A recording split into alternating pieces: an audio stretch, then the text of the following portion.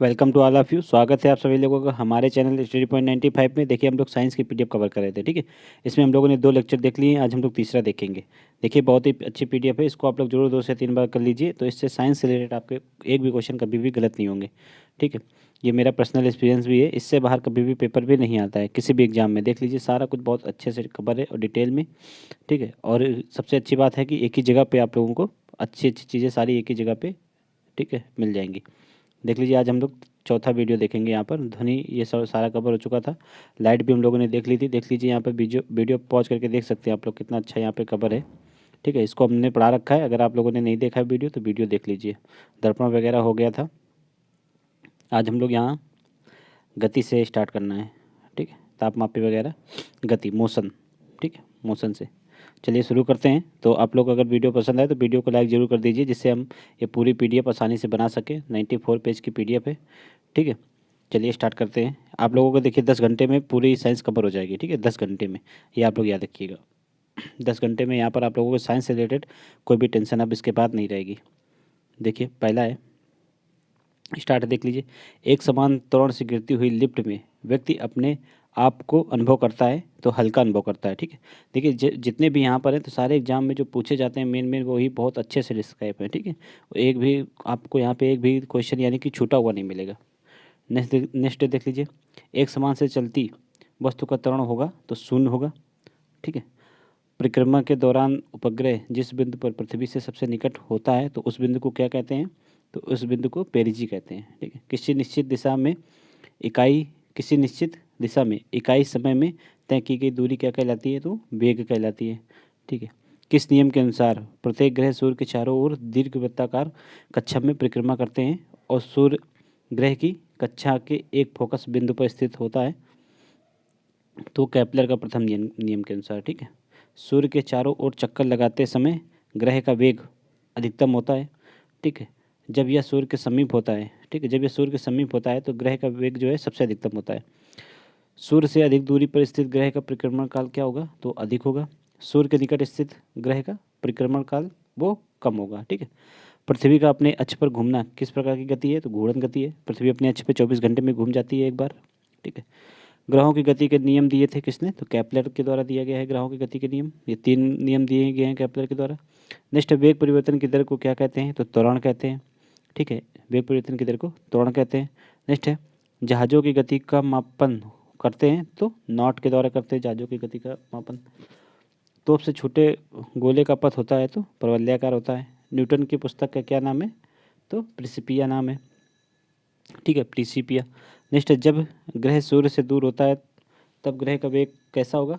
कम होगा, और जब सूर्य के पास होगा तो ग्रह का वेग अधिक होगा। ये पहले भी ऊपर भी एक जगह आ चुका है। नेक्स्ट है, न्यूटन का तृतीय नियम क्या है? तो प्रत्येक क्रिया के बराबर वस्तु विपरीत दिशा में प्रतिक्रिया करती है, जिसे क्रिया प्रतिक्रिया का नियम भी कहते हैं, ठीक है। इसका एक उदाहरण की बंदूक से गोली छोड़ते समय पीछे की ओर झटका लगना, ठीक है, और रॉकेट का आगे बढ़ना, ये दोनों न्यूटन के तृतीय नियम पर आधारित हैं। नेक्स्ट, पृथ्वी पर पलायन वेग का मान 11.2 किलोमीटर प्रति सेकंड होता है। बहुत एग्जाम में पूछा जाता है, स्टार लगा लीजिए। नेक्स्ट है, 25 ग्राम के पिंड के लिए पृथ्वी से पलायन वेग कितना होगा? तो पिंड 25 ग्राम का हो या फिर 25 केजी का या फिर 25 टन का, पलायन वेग समान ही रहेगा। नेक्स्ट है, 40 ग्राम के पिंड के लिए पृथ्वी से पलायन वेग ये भी समान ही रहेगा। नेक्स्ट है, किस बल के बिना, ठीक है, वस्तु या कण का वृत्ताकार पथ पर अधिक संभव नहीं है? तो ये कौन होगा? अभिकेंद्री बल, ठीक है। किस बल के बिना वस्तु या कण का वृत्ताकार पथ पर गति करना संभव नहीं है? तो अभिकेंद्री बल के बिना। अभिकेंद्री बल के उदाहरण देख लीजिए। पृथ्वी का सूर्य के चारों ओर चक्कर लगाना, ठीक है। इलेक्ट्रॉन का नाभिक के चारों ओर घूमना। नेक्स्ट है, चौराहों पर मुड़ते समय साइकिल सवार का झुक जाना। ये सब अभिकेंद्री के उदाहरण हैं। नेक्स्ट देख लीजिए, अपकेंद्री बल के उदाहरण देख लीजिए, ठीक है। ये सारे बहुत एग्जाम में पूछे जाते हैं, ठीक है। तो इम्पॉर्टेंट है, आप लोग इसको जरूर से जरूर 2 से या 3 बार वीडियो जरूर देख लीजिए। अब केंद्रीय बल के देख लीजिए। कपड़े सुखाने की मशीन, ठीक है, दूध से मक्खन निकालने की मशीन, ड्राई क्लीनर, सर्कस के मौत के कुआं, ठीक है, प्रक्षेप गति, ये सारे किसके उदाहरण हैं? अब केंद्रीय के, ठीक है। अब नेक्स्ट देख लीजिए, प्रक्षेप गति, देखिए दूसरा है। नेक्स्ट है, प्रक्षेप गति के उदाहरण कौन कौन से हैं? तो तोप से छोटे गोले की गति, ठीक है। ईंधन समाप्त हो जाने के बाद रॉकेट की गति, हवाई जहाज से गिराए गए बम की गति और छत पर खड़े होकर क्षैतिज दिशा में फेंकी गई गेंद की गति, ठीक है, बल्ले द्वारा टकराई गई गेंद की गति, ये सारे प्रक्षेप गति के उदाहरण हैं। बढ़ते नेक्स्ट। नेक्स्ट है घूर्णन गति के उदाहरण देख लीजिए। घूर्णन गति के पृथ्वी का अपने अक्ष पर घूमना, ठीक है, लट्टू का नाचना, पंखे के ब्लेडों की गति करना, ठीक है।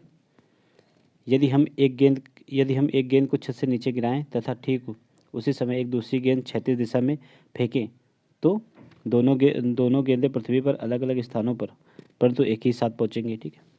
नेक्स्ट देख लीजिए। तोप में छोटे गोले का गमन पथ तो परवलयाकार होता है, परंतु बहुत दूरी पर मार करने वाली मिसाइलों का गमन पथ जो है परवलयाकार नहीं होता है। जो लंबी दूरी की मिसाइलें होती हैं उनका पथ जो है परवलयाकार नहीं होता है। नेक्स्ट है पिंड का अधिकतम परास प्राप्त करने के लिए पिंड को 45 डिग्री पर प्रक्षेपित किया जाना चाहिए।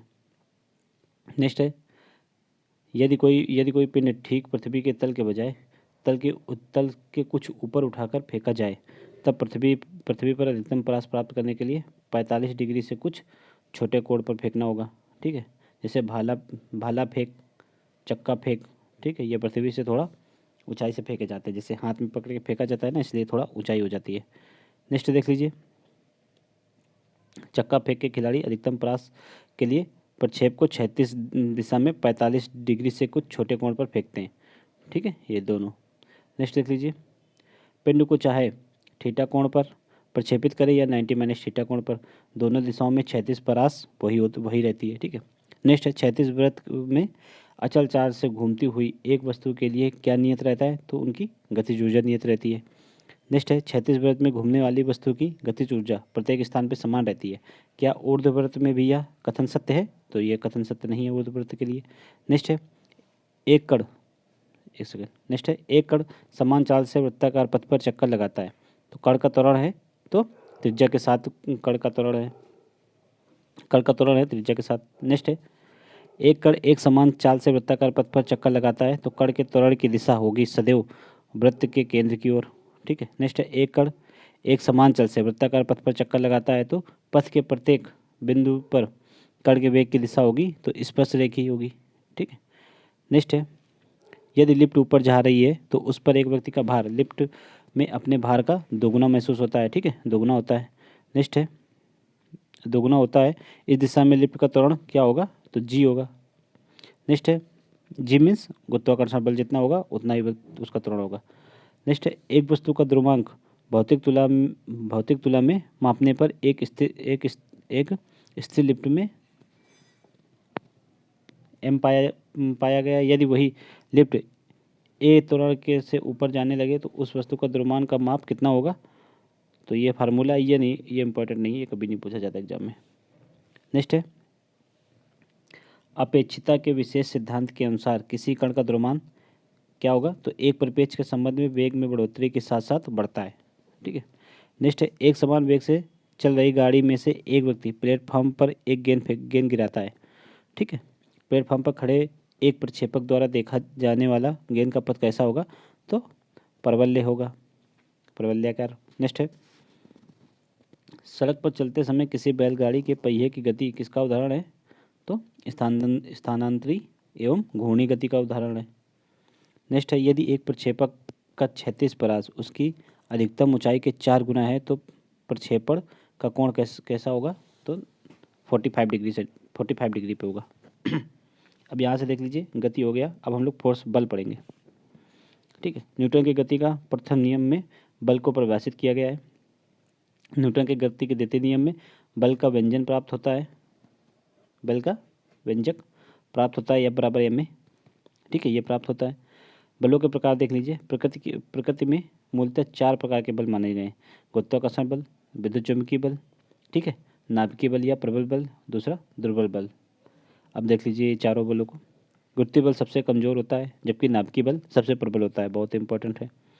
गुरुत्वाकर्षण बल न्यूटन के अनुसार दो वस्तुओं के बीच लगने वाला आकर्षण बल गुरुत्वाकर्षण का बल कहलाता है। यदि एक किलोग्राम के 2 पिंड 1 मीटर की दूरी पर रखा जाए तो इनके मध्य 6.67 इंटू 10⁻11 न्यूटन का बल लगेगा, ठीक है। यह बल बहुत कम होने के कारण इसका अनुभव नहीं होता है। बढ़ते नेक्स्ट। नेक्स्ट है गुरुत्व बल। पृथ्वी प्रत्येक वस्तु को अपनी ओर जिस बल से आकर्षित करती है उसे पृथ्वी का गुरुत्व बल कहते हैं। विद्युत चुंबकीय बल देख लीजिए, ये बल आकर्षण और प्रतिकर्षण बल है, ठीक है, एवं परास इनका अधिक होता है। प्रबल बल देख लीजिए, नाभिकीय एवं आकर्षण बल होते हैं, यह अति लघु परास बल हैं, इन्हें प्रबल बल कहते हैं। इनका परास कितना होता है, 10⁻⁻15 मीटर तक होता है। दुर्बल बल, ये अत्यंत लघु परास वाले बल होते हैं, दुर्बल बल।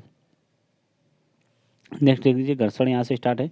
घर्षण बल कौन कौन से होते हैं, तो घर्षण बल देख लीजिए यहाँ पर, किन्हीं दो सतह के संपर्क तलों के बीच सापेक्षिक गति का विरोध करने वाले बल को घर्षण बल कहते हैं। इसकी दिशा सदैव वस्तु की दिशा के विपरीत होती है, ठीक है। घर्षण बल परस्पर संपर्क में आने वाली सतहों की प्रकृति पर निर्भर करता है, परंतु इसके क्षेत्रफल पर निर्भर नहीं करता है, ठीक है। ये सतहों की प्रकृति पर निर्भर करता है, न कि क्षेत्रफल पर। प्रतिनिष्ठ घर्षण बल के लाभ देख लीजिए क्या क्या लाभ हैं। घर्षण के बल के कारण ही हम पृथ्वी की सतह पर चलते, दौड़ते एवं सीधा खड़े हो पाते हैं। माचिस की तिली को, ठीक है, माचिस की सतह पर रगड़ने पर घर्षण बल के कारण ही वो जल जाती है, ठीक है। गाड़ियों के ब्रेक घर्षण बल के कारण ही कार्य करते हैं। नेक्स्ट है, घर्षण बल से हानि क्या है, तो घर्षण बल के कारण ही वाहनों के टायर घिस जाते हैं, ठीक है। जूते घर्षण बल के कारण घिस जाते हैं। नेक्स्ट देख लीजिए, नोट है यहाँ पे, स्नेहक का प्रयोग करके, जैसे तेल, ग्रीस, ठीक है, आदि एवं बॉल वायरिंग का प्रयोग करके घर्षण को कम किया जा सकता है, ठीक है। स्नेहक का यूज करके घर्षण को कम किया जा सकता है। पहियों के टायरों में छोटे छोटे खांचे बने होते हैं, ये घर्षण बल बढ़ा देते हैं, जिससे वाहन फिसलते नहीं हैं, ठीक है। नेक्स्ट देख लीजिए, उत्तोलक। अब यहाँ से हम लोग उत्तोलक पढ़ेंगे। उत्तोलक एक सरल मशीन, ठीक है, बल आघूर्ण के सिद्धांत पर आधारित, जैसे चिमटा, ठीक है, गिरनी और सरौता आदि। कैंची, प्लास, साइकिल का ब्रेक, ठीक है, डंडी, तराजू, हैंड पैप आदि प्रथम श्रेणी के उत्तोलक है, ये इंपॉर्टेंट है यहाँ से, ठीक है। द्वितीय श्रेणी के देख लीजिए, सरौता, नींबू निचोड़ने की मशीन, ठीक है, कूड़ा उठाने की मशीन, पहिया, ठीक है, कब्जे पर घुमाने वाला दरवाज़ा, कब्जे पर घूमने वाला दरवाज़ा, ये सब द्वितीय श्रेणी के उत्तोलक हैं। चिमटा, मनुष्य का हाथ, किसान का हल, ये तृतीय श्रेणी के उत्तोलक हैं। उत्तोलक देख लीजिए आप लोग, बहुत ही इंपॉर्टेंट है ये। नेक्स्ट है गुरुत्व केंद्र। किसी वस्तु का गुरुत्व केंद्र वह बिंदु है जहाँ वस्तु का समस्त भार कार्य करता है।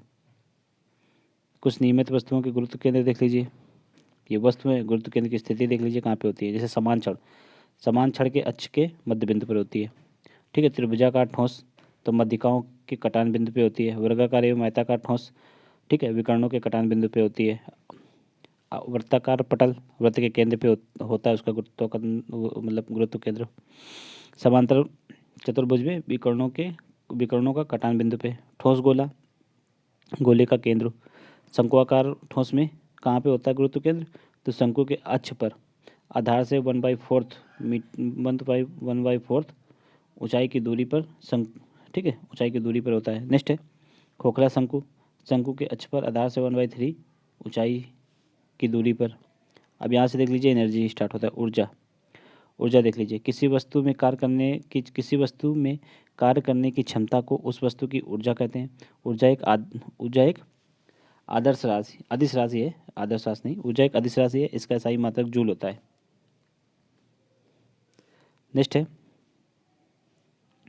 तनी हुई स्प्रिंग या कमानी की ऊर्जा, ठीक है, बांध बनाकर इकट्ठा किए गए जल की ऊर्जा, चाबी वाली घड़ियों की स्प्रिंग में संचित ऊर्जा और तनी हुई धनुष की डोरी में निहित ऊर्जा, किसी दबे हुए गेंद में निहित ऊर्जा, किसी ऊंचाई पर स्थित पिंड में निहित ऊर्जा आदि, ये सारे स्थितिज ऊर्जा के उदाहरण हैं। ये सारे स्थितिज ऊर्जा के उदाहरण हैं। स्थितिज ऊर्जा बहुत ही पूछा जाता है, ठीक है, पेपर में, तो इसको आप लोग पढ़ लीजिए, उसके एग्जाम्पल कौन कौन से हैं, स्टार लगा लीजिए। नेक्स्ट है वेग को दुगुना करने पर गति ऊर्जा हो जाएगी तो 4 गुना हो जाती है, ठीक है। गतिमान गोली और गतिशील वाहन, चलते हुए हथौड़े, बहते हुए जल, बहती हुई हवा, फेंका गया भाला, तीर आदि सब में गतिज ऊर्जा होती है। गतिज ऊर्जा के एग्जाम्पल है, इसको भी देख लीजिए आप लोग। ऊर्जा संरक्षण का नियम, ठीक है, ऊर्जा ना तो निर्माण होता है ऊर्जा का, ना ही विनाश होता है। ऊर्जा का केवल रूप परिवर्तित होता है, ठीक है, इसे ऊर्जा संरक्षण का नियम कहते हैं। द्रव्यमान ऊर्जा तुल्यता देख लीजिए, द्रव्यमान ऊर्जा। आइंस्टीन ने द्रव्यमान तथा ऊर्जा के मध्य एक संबंध स्थापित किया, E = mc²। जहाँ ई ऊर्जा, एम द्रव्यमान, सी प्रकाश का वेग है। तो आइंस्टीन का नियम है ये। नेक्स्ट देख लीजिए गुरुत्वीय त्वरण। गुरुत्वीय त्वरण देख लीजिए, पृथ्वी पर गुरुत्वीय त्वरण का मान सबसे अधिक होता है। ठीक है, ध्रुवों पर, अगर पृथ्वी पर गुरुत्वीय त्वरण का मान सबसे अधिक कहाँ पे होता है? ध्रुवों पर। ठीक है, विषुवत रेखा पे सबसे कम होता है, पृथ्वी की बात हो रही है। ठीक है, पृथ्वी पर गुरुत्वीय त्वरण का मान सबसे कम भूमध्य रेखा पर होता है, विषुवत रेखा पर, इक्वेटर पर। पृथ्वी तल के ऊपर या नीचे जाने पर गुरुत्वीय त्वरण का मान का प्रभाव पड़ता है तो ये घटता है। ठीक है, जब हम ऊपर से नीचे आएंगे तो गुरुत्वीय त्वरण का मान घटेगा। पृथ्वी तल पर एक स्थान से दूसरे स्थान जाने पर गुरुत्वीय त्वरण का मान बदल जाता है। ठीक है, अगर अक्षांश बदलेंगे तो त्वरण का मान भी बदल जाएगा। गुरुत्वीय त्वरण का मात्रक न्यूटन प्रति किलोग्राम या मीटर प्रति सेकंड स्क्वायर होता है। गुरुत्वीय त्वरण वस्तु के आकार, रूप, द्रव्यमान आदि पर निर्भर नहीं करता है, ये इंपॉर्टेंट है। ठीक है, नेक्स्ट देख लीजिए यहाँ पे भार। पृथ्वी पर वस्तु का भार सबसे अधिक होता है तो ध्रुवों पर होता है। पृथ्वी पर वस्तु का भार सबसे कम होता है तो भूमध्य रेखा पे होता है, क्योंकि गुरुत्वाकर्षण बल भी ध्रुवों पर सबसे अधिक होता है तो भार भी सबसे अधिक महसूस होगा कहाँ पे? ध्रुवों पर। ठीक है, सेम वही कंडीशन यहाँ पे लग जाएगी।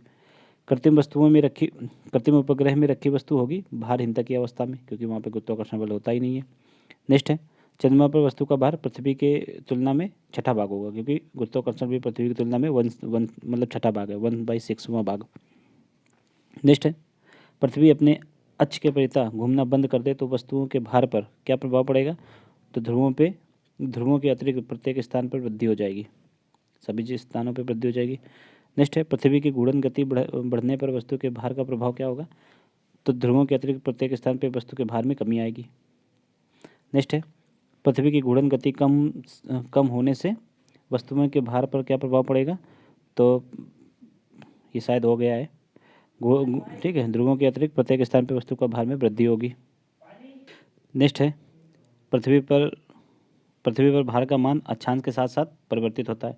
ठीक है, निम्न अक्षांश से जब आप उच्च अक्षांश की ओर जाएंगे तो भार जो है बढ़ता हुआ जाएगा। लिफ्ट के ऊपर जाने पर उस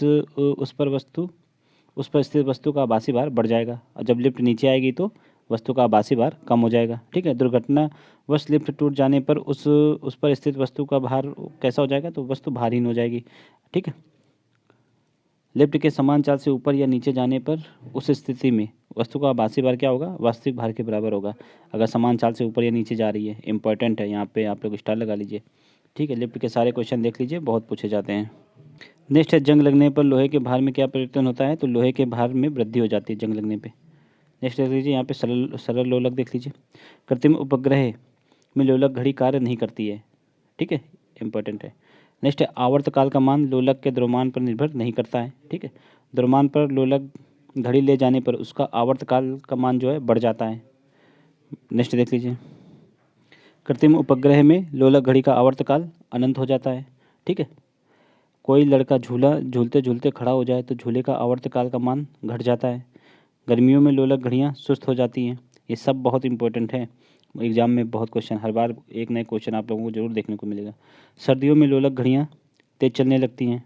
ठीक है, और सर्दियों में लोलक घड़ियों का आवर्तकाल घट जाता है, आवर्तकाल घटने के कारण ही वो तेज़ हो जाती हैं। गर्मियों में जस्ट इसका अपोजिट हो जाता है। ठीक है, देख लीजिए यहाँ पे। बढ़ते नेक्स्ट है पदार्थ का गुण देख लीजिए, यहाँ पे वीडियो 18 मिनट हो गया है। पदार्थ के गुण,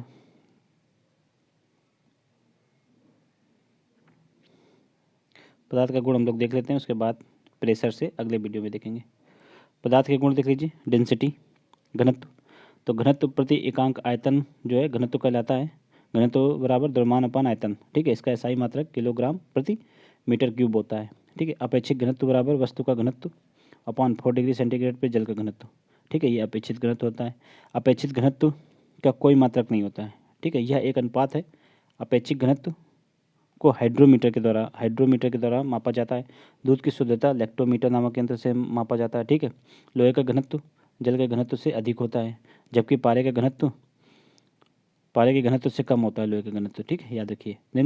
इसलिए लोहे के टुकड़ा जल में डूब जाता है और पारे में तैरता रहता है। ठीक है, 4 डिग्री सेंटीग्रेड पर जल का घनत्व सबसे अधिक होता है, जबकि इसका आयतन न्यूनतम होता है। तो 4 डिग्री सेंटीग्रेड पर, ठीक है, घनत्व अधिक होगा तो आयतन न्यूनतम हो जाएगा। नेक्स्ट है किसी बर्तन में जल भरा है, उस पर बर्फ तैर रही है। जब बर्फ पूर्णतः पिघल जाएगी तो बर्तन में जल का तल जो है अपरिवर्तित रहता है, अर्थात पहले के समान ही रहता है। ठीक है, बर्फ़ का घनत्व जल के घनत्व से कम होता है, इसलिए बर्फ़ जल में तैरती है। ये भी इम्पोर्टेंट है। नेक्स्ट है, जब बर्फ़ जल में तैरती है तो उसका आयतन का 1/10 भाग, ठीक है, जल के ऊपर रहता है और बाकी भाग जल के नीचे रहता है।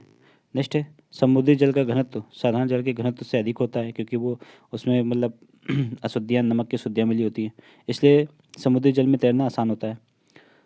गोल्ड देख लीजिए, गोल्ड पारा में डूब जाता है, क्योंकि गोल्ड का घनत्व पारे के घनत्व से अधिक होता है, ठीक है, और लोहे का घनत्व हम लोगों ने देखा था कि पारे के घनत्व से कम होता है। नेक्स्ट देख लीजिए, ऑस्मियम धातु का सर्वाधिक घनत्व होता है, इसलिए यह सबसे ज़्यादा भारी है, ऑस्मियम धातु। नेक्स्ट है, जब नाव नदी से समुद्र में जाती है तो थोड़ा ऊपर उड़ जाती है, इसके विपरीत जब ये नाव समुद्र में जाती है तो थोड़ा दब जाती है, ठीक है। समुद्र में नदी की तुलना में नाव पर अधिक बोझ रखा जा सकता है। तो ये हो गया, यहाँ पर हम लोगों ने देख लिया पूरा।